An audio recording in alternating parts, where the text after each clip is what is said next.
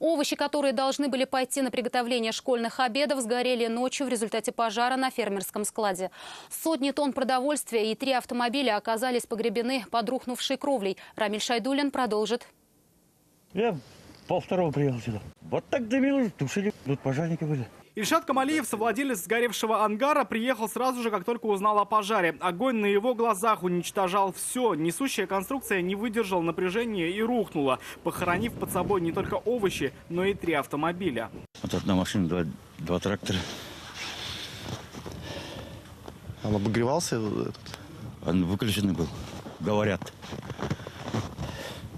Ну, дежурный постоянно приходил, смотрел сюда. Ни автомобили, ни продукция застрахованы не были. В уголь превратились больше 300 тонн картофеля, запасы свеклы и капусты. Часть овощей должна была стать обедами для школьников, часть отправится в Краснодар. Сами выращиваем, сами продаем, как сказать, для садиков, для школ. В конце февраля где-то уже отправлять начали. Было как бы заложенный картошка здесь. Краснодар, теплые края отправляем.